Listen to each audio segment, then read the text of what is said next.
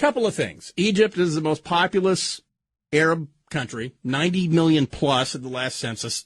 They're probably closer to 100 million. And thing two, there was a coup there yesterday, though no one wants to say coup. I have posted the president's statement from yesterday late in the afternoon reacting to what occurred in Cairo. I posted it at the Dark Secret Place on KFI Los Angeles Facebook page. I'll read from you from it. Quote, as I have said since the Egyptian Revolution, the United States supports a set of core principles, including opposition to violence, protection of universal human rights, and reform that meets the legitimate aspirations of the people. The United States does not support particular individuals or political parties, but we are committed to the democratic process and respect for the rule of law. Since the current unrest in Egypt began, we have called on all parties to work together to address the legitimate grievances of the Egyptian people. He goes on. But instead of calling on the return to the democratically elected government, the president, through his statement, said a return. He calls on the army for a return of a democratically elected government. The other thing you cannot find in the statement is the word coup, which we'll call the C word, the four-letter C word. So the C word is not being thrown around. Because if the president of the United States called Egypt a big, giant C word, then that would mean that we could not give them any military aid or foreign aid, that we don't do military aid to countries, governments that came to power because of a C word.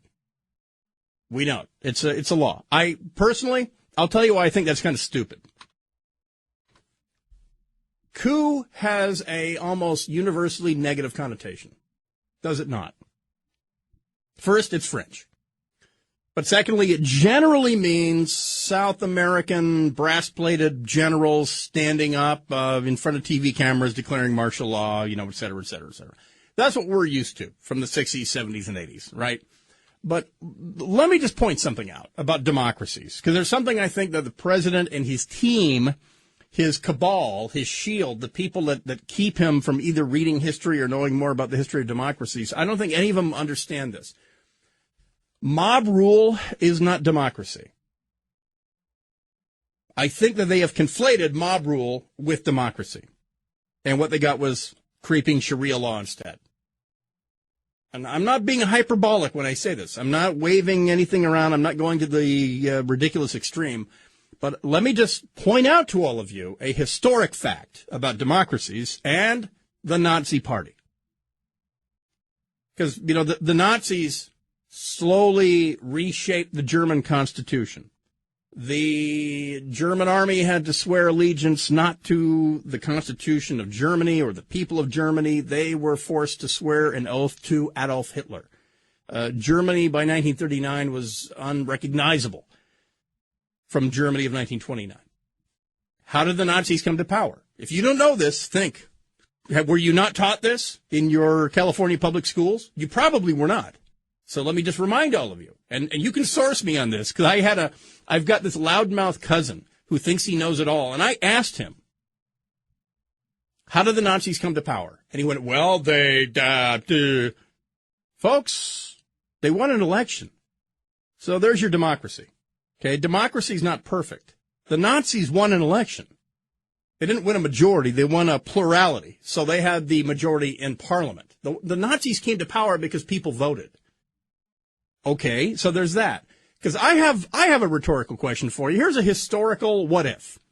What if the German army had overthrown Adolf Hitler in 1935? World War II averted. Not ever, a shot ever fired. No Jew rounded up. No gold stars sewn on coats, no ghettos, no concentration camps, no Normandy, no Battle of the Bulge, no North Africa, no war in the Pacific even. But just to focus on Europe, no invasion of Poland. None of that. If the German army had instituted a coup and overthrown Hitler in 1935, would you denounce that as anti-democratic?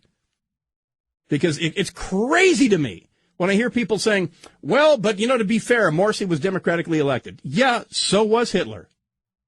Because you know what Morsi was doing over the past 10 months? because apparently the American government, the American media, by the way, doesn't get a pass on this one because they completely ignored what went on. They followed the lead of the White House, which was, they held an election. The Arab Spring is over. Fade to black. Roll the credits. Done. Foreign policy victory. No, what they did in Egypt was they instituted mob rule. And the Muslim Brotherhood promised the earth and the moon, as well as an afterlife. And they had 2 rounds of an election. They had the urban people vote, and the Muslim Brotherhood didn't do very well there. So they knew what they had to do. They went out in the countryside. They got 20 million people who couldn't read Arabic, couldn't read anything. Got them to vote for the Muslim Brotherhood. So that's how they came to power. They're thugs. They're an opposition extremist religious group that has been out of power, has never been in power, but they've been around for 70 years screaming, if only we were in charge. And then they came to power, and they showed their true colors, that they were eroding the Constitution. They were tearing up the freedom.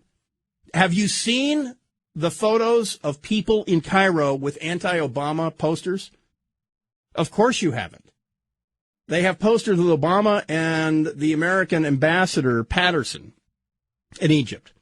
So Obama has about 24 hours to salvage American foreign policy in Egypt because the last 10 months have been a failure, and they've been such a failure. The guy that we basically endorsed just found himself at the tip of a bayonet yesterday, and the Egyptian people, the majority of Egyptian people, are very happy about it.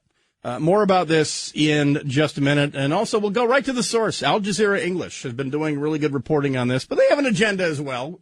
For those of you who are saying, boy, I'm really uncomfortable about this because it was a military coup, and after all, the guy did win an election. Basically, he won an election and turned into a dictator. That's what the people in Egypt seem to think. And the fact that you're not informed about that, well, blame NBC, blame CNN, blame CBS, because they, like the administration, or at the administration's bidding, they effectively stopped reporting on what was one of the shining foreign policy victories for the Obama administration, the transition to democracy in Egypt, right? But here's the deal. If a guy stands up and says, vote for me, I'll be a really good dictator, and then he wins, does that make it right? Because people elected a dictator? I mean, I would say, the cynic in me would say, if you're given democracy and you screw it up like the Germans did in 1932 or the Egyptians did a year ago, at least in Egypt, the army was willing to go for a redo. In Germany, the army stood by and wound up taking an oath to Hitler. So, yeah, he won an election, and then he spent the next year decreeing that the civilian courts had no influence or he was not bound by their judgments. Could you imagine an American president saying, I am not bound by any finding of the Supreme Court? I'm going to ignore it. In fact, no one has to follow what the Supreme Court says. And, I know that Congress overrode my veto, but I'm not going to sign that. You're going to physically have to make me sign that. Can you imagine an American president doing that? Or an American president having the power to tear up amendments to the Constitution that he doesn't like? That's what Morsi did. So the fact that you elected a dictator doesn't make it right, doesn't make it okay. So don't be uncomfortable for saying, but he was legitimately elected. Sure, it was a free and fair election. Because just like in America, in Egypt, every moron can vote. People who have no idea what the issues are or what democracy is. And so our president and our ambassador to Egypt, as late as a month and a half ago, the American ambassador to Egypt was making public statements in support of the Muslim Brotherhood government. And she was denouncing street demonstrations, saying, well, you're a democracy now. There's no place for violent street demonstrations. The Egyptian people knew something she did not, and that was that it was a fledgling democracy. And again, on this 4th of July, 2013, it's really important that Americans who are taking in this news as it happens, and it's still unfolding as we speak. They're rounding up Muslim Brotherhood guys in Egypt. It's really important for Americans to recognize that not every democracy hits the ground running. Ours sure didn't. But, of course, we weren't alive when we hit the hurdles. You know, those minor little speed bumps like, the Civil War. So don't for a second. This is what I fear the people in charge, specifically President Obama, even though he's the smartest guy in the room. I fear that the people that are forming our foreign policy have in mind that democracy is a perfect state, and that democracy means out of the box, tear open the wrapping, get it out. It works every time. Even ours did not work every time. Ours, the Civil War was baked into the cake. It was part of the recipe. Okay, we'll declare our independence from the British. We 13 colonies will band together as a United States. And we'll tolerate slavery out of you states. But in return, we're not going to, we won't oppose slavery. However, we're not going to count everybody in your state as a fully human being, because that'd be ridiculous to be counting slaves so that we can apportion congressmen, because you're not representing slaves. That was baked into the cake, that the Civil War would happen, or the country would split in two. One or the other would happen. A civil war would occur, and a Southern victory means the country splits in two. A Union victory means the country remains whole, and the North occupies the South.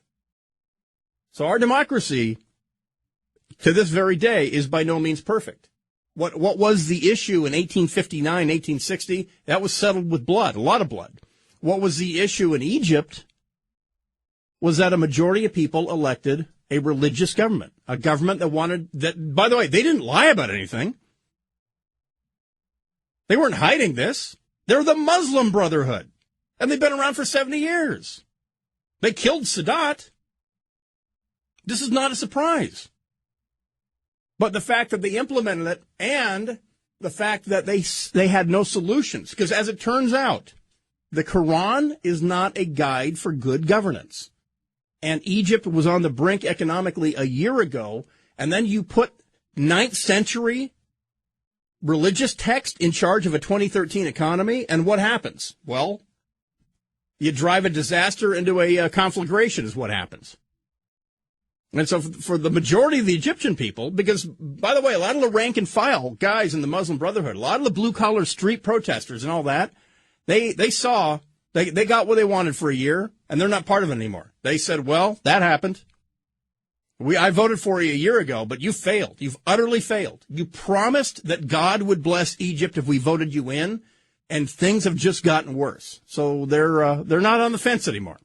What the president said yesterday, around this time yesterday, when the White House released a reaction to the coup in Egypt without using the word coup, part of what the president said in the second paragraph is, quote, I now call on the Egyptian military to move quickly and responsibly to return full authority back to a democratically elected civilian government as soon as possible through an inclusive and transparent process, and to avoid any arbitrary arrests of President Morsi and his supporters, close quote.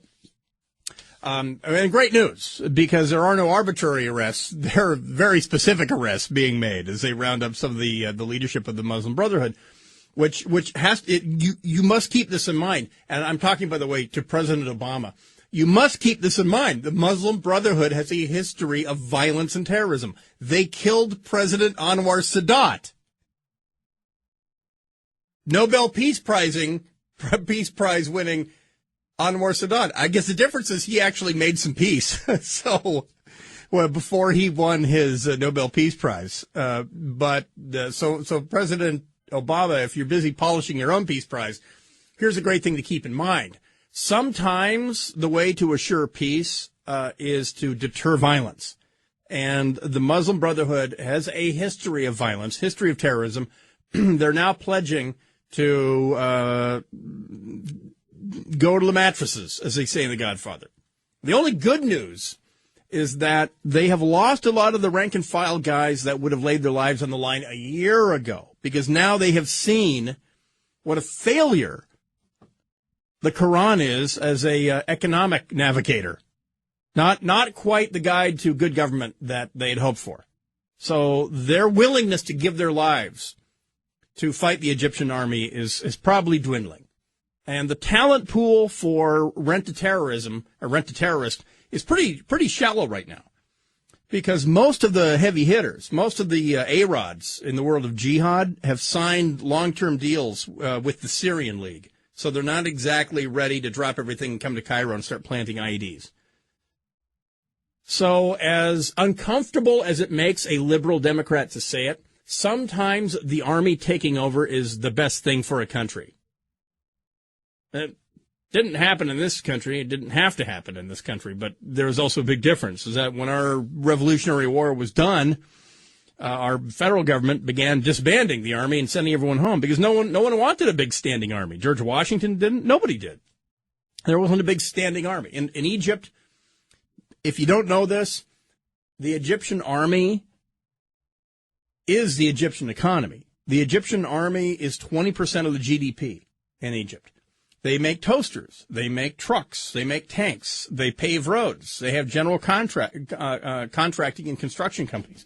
You drive on these broad 10-lane highways in Egypt, and there's a big sign in Arabic that says, this highway, next 20 miles or 20 kilometers, courtesy of the 30th Engineer Corps or whatever.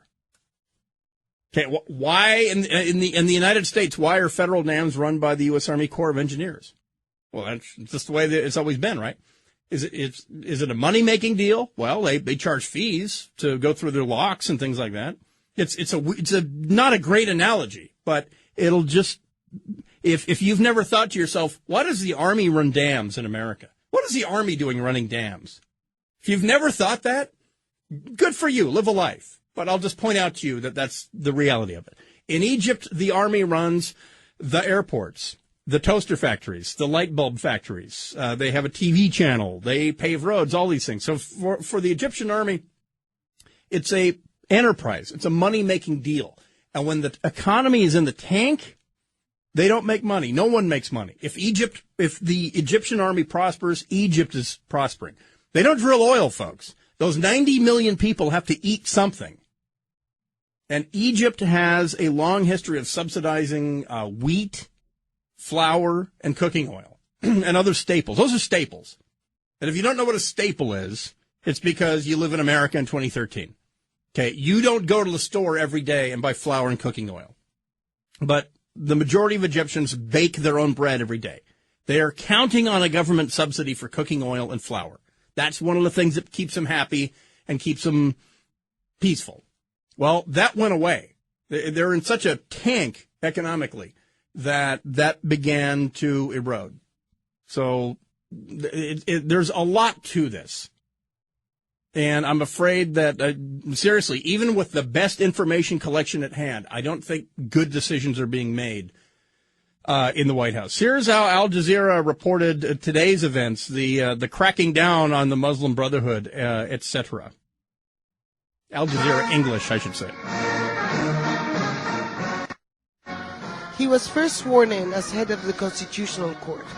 Shortly after, Adli Mansour took his oath as interim president of Egypt. I swear by Almighty God to uphold the republican system and to respect the Constitution and... Now, this is the guy, this is the new interim president, Adli Mansour. He looks like Raymond Burr. If you recall the show Ironsides, and I don't. I just remember that it was about a detective in a wheelchair. And I know what Raymond Burr looks like. But anyway, if you recall who Raymond Burr was, that's what this guy looks like. And to fully safeguard the interests of the people and to protect the nation's independence and editorial integrity.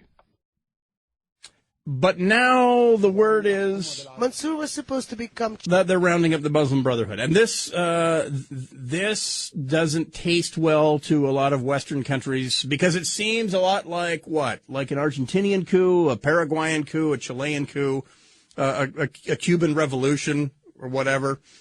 And that the next step is show trials and then put them up against the wall. Well, that's what the Egyptians, they know better. They're not stupid. And this is another thing that really I need to make a really fine point about this because I'm not seeing it from Richard Engel on NBC. I'm not seeing it from ABC. I'm not seeing it from CBS. But the guys who run the Egyptian army, they're not jihadists. They're not crazy. They're not insane. They're pretty damn secular.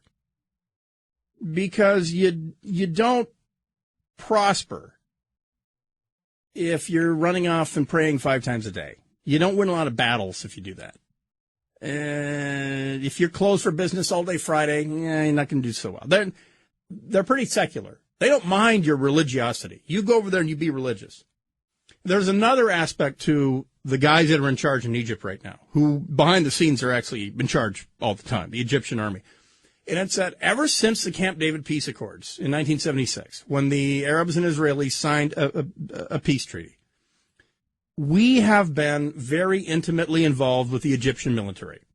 One of the great effects that the United States has, we don't even realize this. If you're born and raised here, you don't even notice it.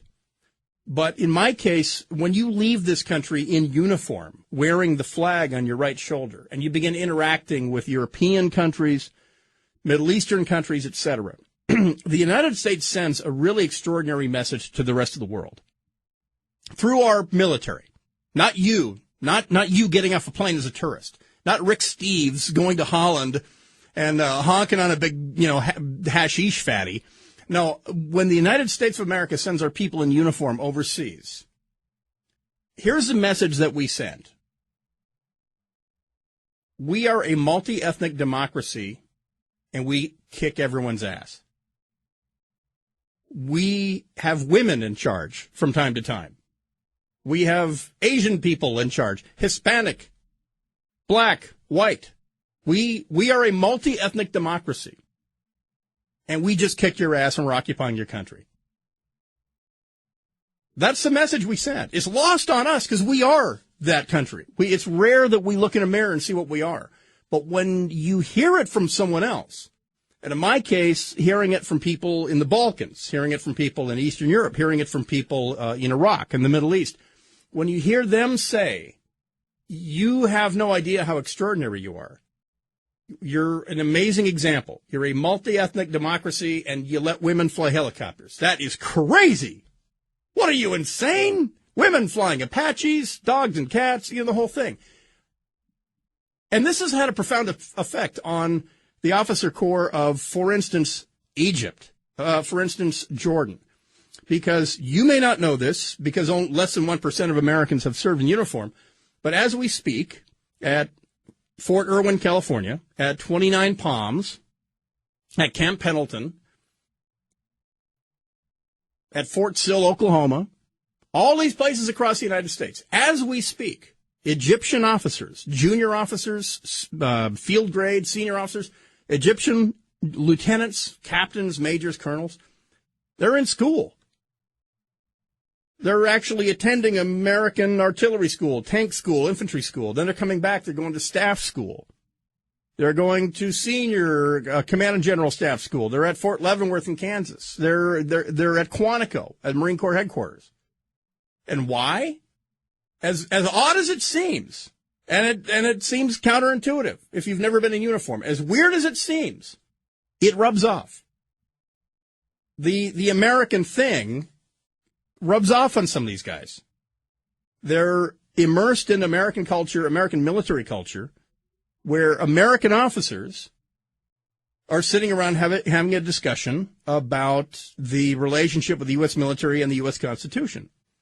And before they come to the U.S., and then when they get to the U.S., they have orientations, and they discover that an American officer, a Marine, a squid, an Army officer, an Air Force officer, American enlisted people take an oath to support and defend the Constitution of the United States of America.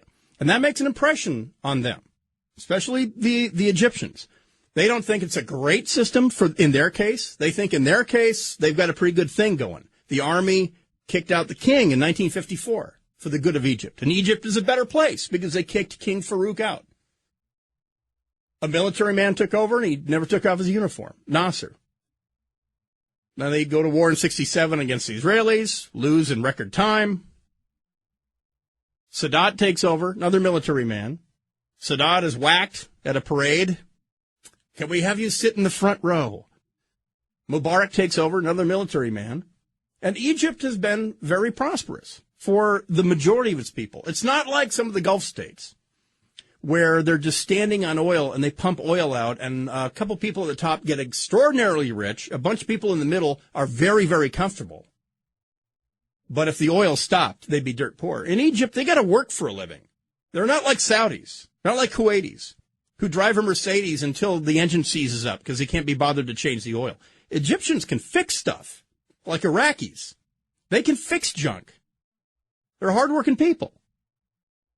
And the Egyptian military is a conscript military. They draft Joe Blow. They don't draft princes and dukes and earls and all. They draft the average Egyptian. And the Egyptian military they envy the relationship that the American military has with the American civilian government. But they also know that they can't exactly replicate that because they don't have a tradition of democracy. And then I've heard this from Egyptian officers, that many of them think Islam is not compatible with democracy. Democracy is not compatible with Islam. Unless you come from secular Islam, like Turkey, a NATO country, or Egypt. So the point I'm making is what happened yesterday is very complex, and the fact that somebody on Huffington Post says, well, they were legitimately elected. I don't know. This is a military coup. Again, I'll just pass this on to you at your 4th of July picnic. If one of your friends, relatives, or close business associates happens to say that, pose the question. If the German army had deposed Hitler on the eve of the invasion of Poland, would you call that a bad day for democracy? Because Hitler got elected. The Nazis won an election.